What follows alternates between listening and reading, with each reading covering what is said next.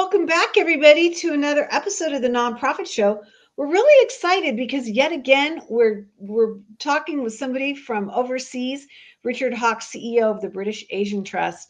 Welcome, my friend. As I just finished breakfast, you're just looking forward to dinner, right? Thank you very much, Julia. Yes, it's nearly dinner time here in the UK. Thank you for having me. Well, we're really excited to talk to you because we're going to really dig into how British Royal Charities work. And I mentioned this in the green room. I think a lot of nonprofits here in the States are like, if we can just get that one celebrity or, wealthy donor and they tag on to us, all our problems are solved and we never need to raise money. And I think you're going to tell us that that's just not true. And so we're going to talk about this. And I'm very, very excited, Richard, to have you chatting with us. Another thing that's just amazing is we have these phenomenal presenting sponsors. They include Bloomerang, American Nonprofit Academy, Staffing Boutique, JMT Consulting, Fundraisers Friday, our new episodes on Friday, just dedicated to professional fundraisers, Your Part-Time Controller, Third Sector Company, and Clear Impact. These are the folks that join us day in and day out. I'm Julia C. Patrick, CEO of the American Nonprofit Academy, and I have assembled this amazing cohort of co-hosts.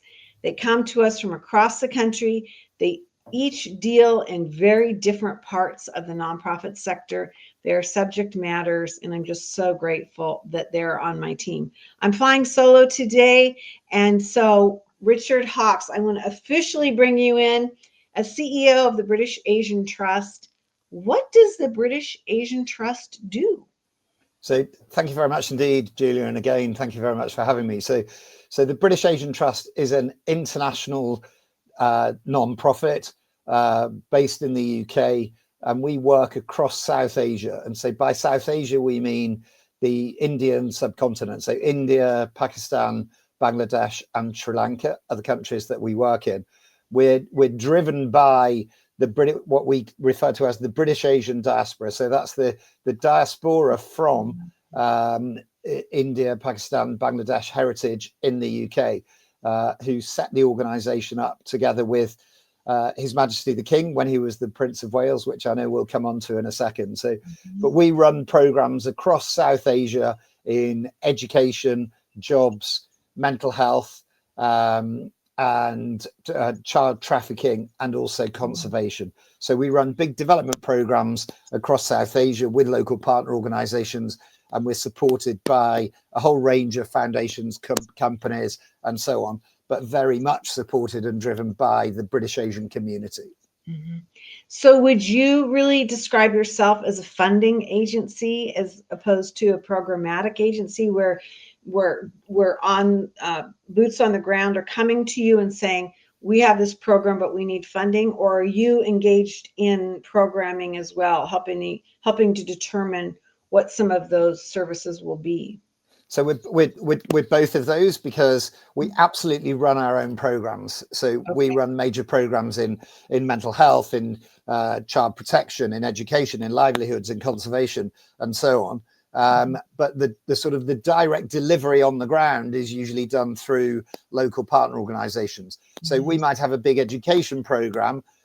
We ourselves wouldn't actually provide direct education services to children, but our program overall would involve a whole range of different partners, and then a range of other things that we would be doing that are adding programmatic value to ensure a much greater impact. And so in effect, yes, we're running programs, but within those programs, there are local partner organizations that we're providing funding to. Well, I know you're not just sitting in a cushy office outside of London, because when I first started communicating with you, I believe you were in India doing a major like bike track fundraising thing that took you, out and about for quite a while, right? Yeah, it was. So I'm not a cyclist, but I did this sponsored bike ride. It was only 4 days cycling in Goa, which no one's going to really complain too much about. But there was a group of 16 of us that did this bike ride, and as of today, I mean, this finished about 2 weeks ago, and our fundraising has nearly hit £500,000. And so it's a fantastic way of raising awareness and generating funds for the programs that we're running. And so to spend a week in India doing some cycling in the nice weather and then end up raising nearly £500,000 is pretty excellent, to be honest. Yeah, absolutely. Well, it captured my attention, and we brought it up here. I mean, it was just fascinating to think that I could be communicating with you while you were doing that, knowing that you'd be back in London, and that we would, work together. It's really a testament to how you all function and work. So let's get into that a little bit more. What is a royal patronage, and how does it work, and how does it function? And I want to also get into the weeds about the money. Does this involve some funding? So talk to us about this, Richard. So first of all, let's deal with that sort of myth. If there are people that think that having a royal patron brings you a lot of money or solves all of your financial problems, it absolutely doesn't. So as you've just heard, I spend a lot of my time. It is about raising funds. I've just been to India. I've just been cycling on a charity challenge, as you said. Having said that, of course, it's a huge advantage. It's fantastic for us to have His Majesty the King as what we call our royal founding patron. And so what that means is that when he was the Prince of Wales, he had a huge passion for South Asia. He had a huge passion for the South Asian diaspora in the UK. And he wanted to see what he could do to make a difference in the region. And so he came together with the British Asian business leaders and entrepreneurs to create the British Asian Trust. And so we were then registered as a charity, as we would say, as a non-profit. The intention then being to raise funds and to run programs across the region. He was our royal founding patron. And then when he became the king a couple of years ago, there was a review of the various charities, and we were very fortunate that he's continued in that status as our royal founding patron. So what that actually means then is he doesn't have a formal legal role in the running of the organization. Okay. However, he's hugely interested in what we do. He's in contact with us regularly. He wants updates and is fascinated by the work that we're doing. He has opinions and thoughts that are always incredibly helpful, suggestions of other things that we could be doing or people we could be talking to. So he's actively interested in our work, which is obviously hugely, it's a tremendous place for us to be. And in many ways, his involvement in us means that we then have to go that extra mile to make sure that we do really effective due diligence of all the organizations we work with, of all of the people that support us. And it adds an extra degree of credibility to the organization. So there are huge advantages. We're in a very privileged position to be so closely associated with him. But he doesn't have that sort of formal governance role with the organization, and we don't get any funding in that sort of way from him or from the royal household. So when two questions, will he always be, he'll always be the founding patron? Do you get reviewed, every cycle when his reign is up? Do you lose that? Do you have to start over again? Like, how does the ecosystem of that royal patronage follow you? So there are reviews. There are reviews that happen from time to time. There is no fixed time period for those reviews. There was a big review that Buckingham Palace conducted last year into all of the different royal patronages, into the ones that the late Queen had been involved in, and looking across the royal family. And that review then led to various decisions that have been implemented since then. And as I said, we were very fortunate that we've continued to be very close to His Majesty the King. I think he has a very strong personal interest in South Asia and in the British Asian community. And so we're very fortunate to be one of the small number of charities that he continues to be the royal founding patron of.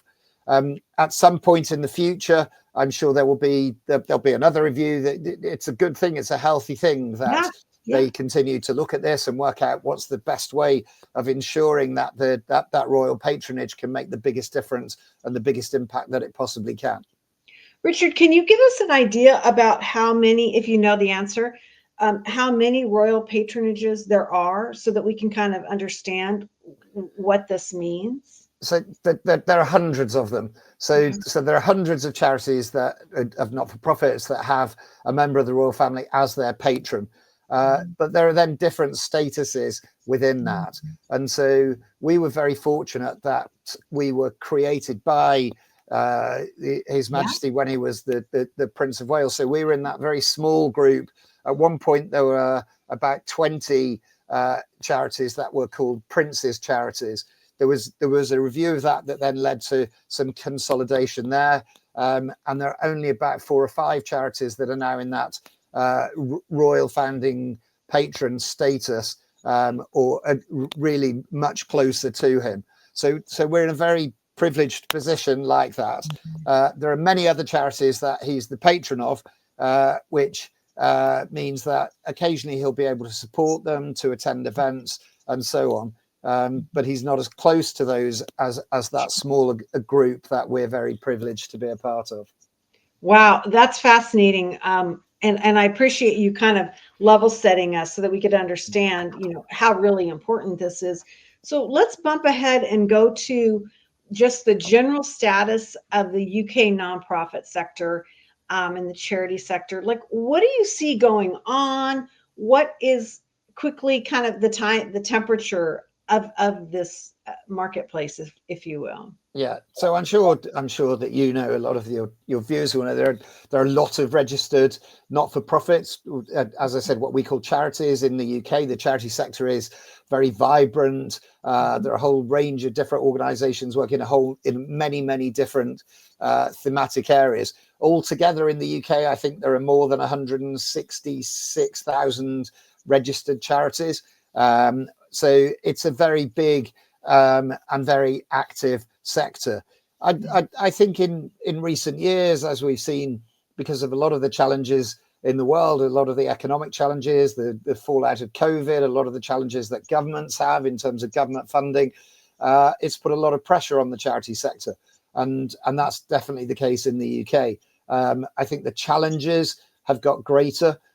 So there are more people living in more difficult situations. There's more need for charitable services. We have an aging population, and that brings more challenges. There are disabled people living a lot longer. There are global challenges. And so there's more requirement for charities to step up, deliver more services, be involved in more things. And that's put pressure, as there have been a combination of greater demand on services and greater demand on those charities, combined with a reduction in funding, obviously squeezes and makes life more difficult. And I think that's what we've been seeing over the last couple of years, that increased demand, but a greater challenge because funding just isn't there, and certainly not in many ways as it used to be. What that does, though, is that forces the sector to have to innovate and have to look at how it does things differently. And so what I think you're seeing is a number of organizations, there's a thriving and vibrant social enterprise sector that's really been emerging over the last 10 years in the UK. There are a lot of organizations that are really innovating, looking at using technology to do things in a very different way so that we can be more cost effective as well. So in some ways that pressure to force organizations to be more cost effective, more efficient, to think about impact and delivering impact in more innovative ways that can scale is not a bad thing in itself. And I think that's what's happening. There's a lot of great innovations starting to emerge, but that pressure continues on the sector because of the reasons that I've explained.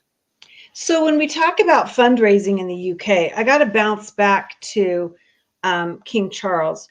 Do people in Great Britain understand that this royal patronage does not come with an open checkbook? And my next part of that question is, because you have that royal patronage, is it easier to fundraise or is it harder? So first of all, I think most people do understand that having a royal patron does not mean that they are giving you money. And so I think, well, certainly in the sector and amongst most of our supporters, people are very, very aware of that.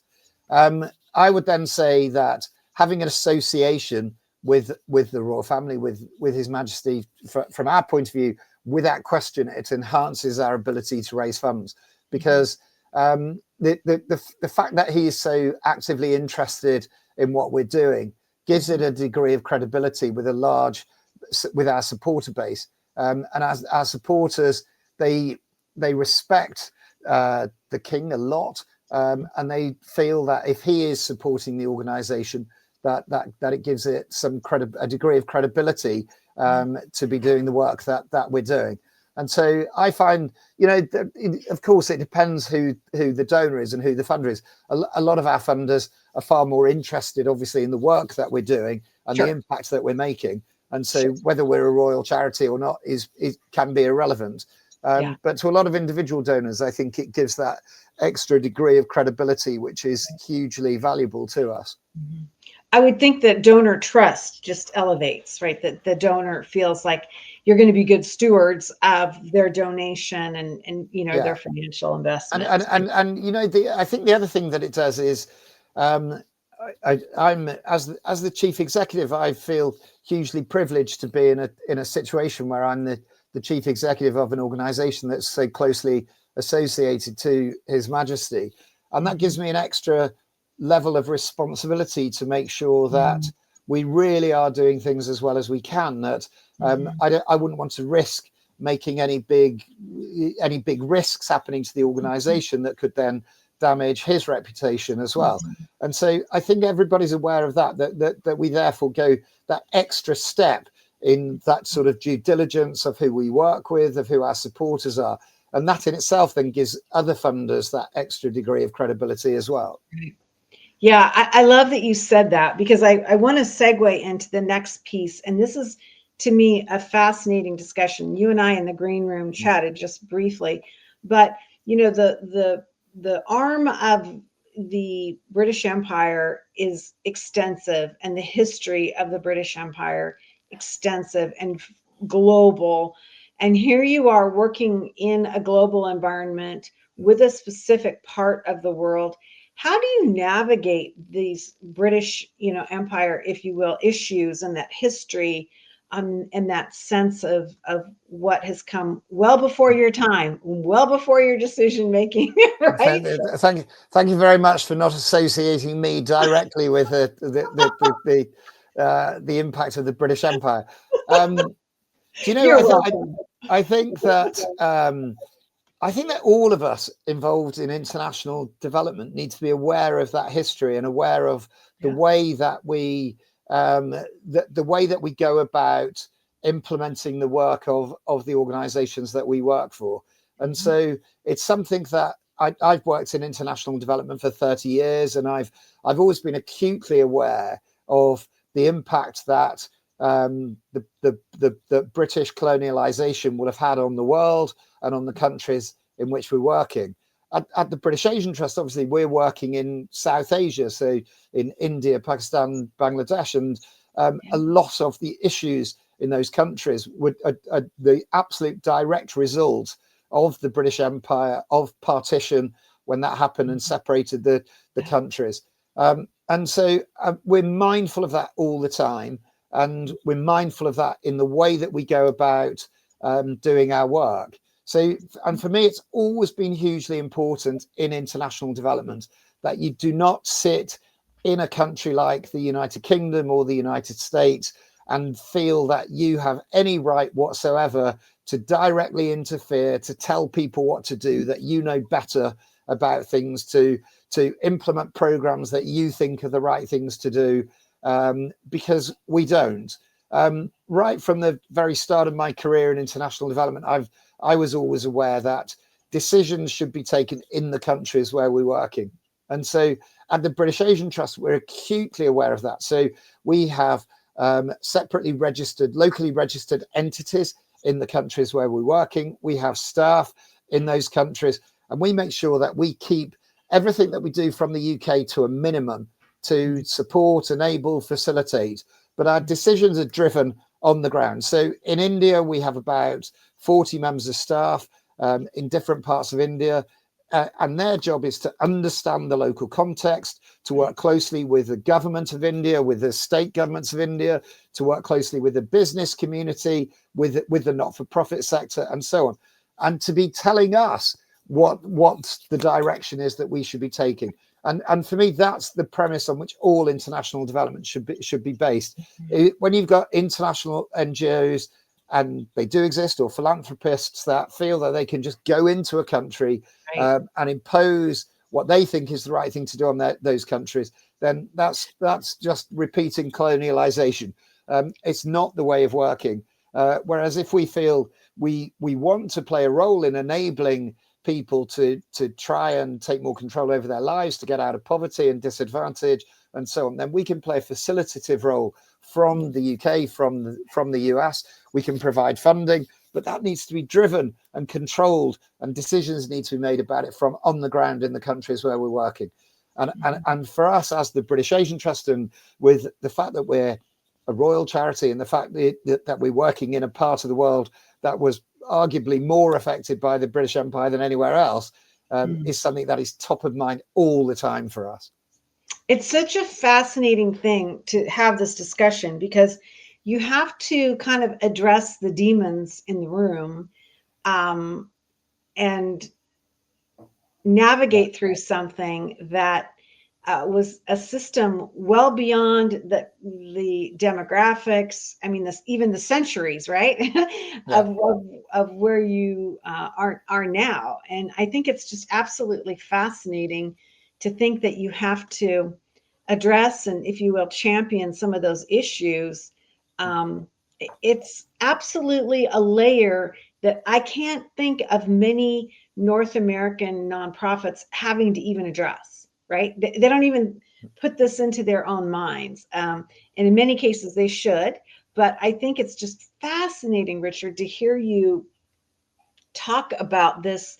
I'm going to call it a layer, an absolute layer that you have to work with. I find it a real privilege. I get to work with some of the most amazing people, and the journeys that those people's families have been on, going back to the days of the empire, where their grandparents, the people that I talk to, their grandparents, their parents lived through the impact of partition. There are families that whole millions of people that had to move from one part of India to another part of India when Pakistan was created, and subsequently when Bangladesh was created.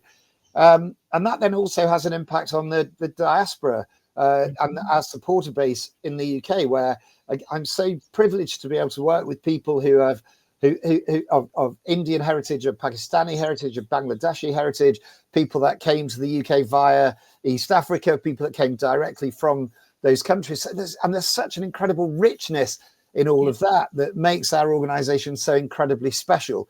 And if I wasn't aware as the chief exec, and if our leadership and the people in the organization weren't aware of those issues and that history, then we simply wouldn't be able to do our job and be as effective and as impactful as hopefully we are. Right. So we talk about impact. Let's move into the next phase of our conversation, because everybody's talking about reporting out metrics and data and the collection and understanding and the communication of all this. How do you do this when you are a global agency and you're dealing with different cultures in a completely different part of the globe? What does that look like to you? So this is a major issue for me. I think unfortunately, a lot of damage has been done to the world by people who think they're doing good.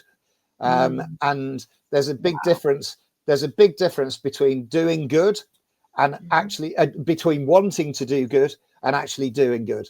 And there are a lot of people who have their heart in the right place.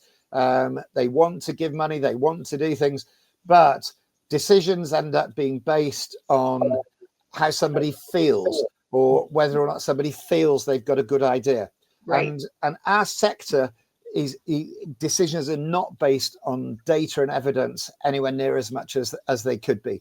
So I'll give you an example. We've been at the forefront of pioneering something called development impact bonds across South Asia.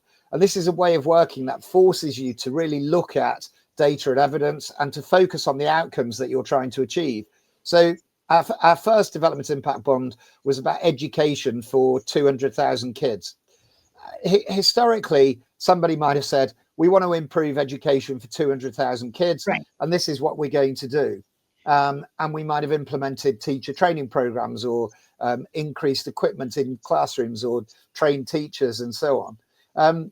But no one was ever then really measuring whether or not that was actually making the impact. You could understand what we call the inputs, understand the activities that you're doing, but was that really making a difference to kids' education? With our development impact bond, we started off and we said the outcomes that we want to achieve are about increased attainment levels in numeracy and literacy for primary age children. So you could work out where somebody was at, you could work out where you wanted to get them to. And if they achieved that, that was an outcome achieved. And then for 200,000, that's the impact that you're making overall. And with a development impact bond, you have to measure all of that. And actually funding only comes after you've had an independent evaluator measure it and say it's successful. And so you're driven by data and evidence. And it means that funders' money is de-risked.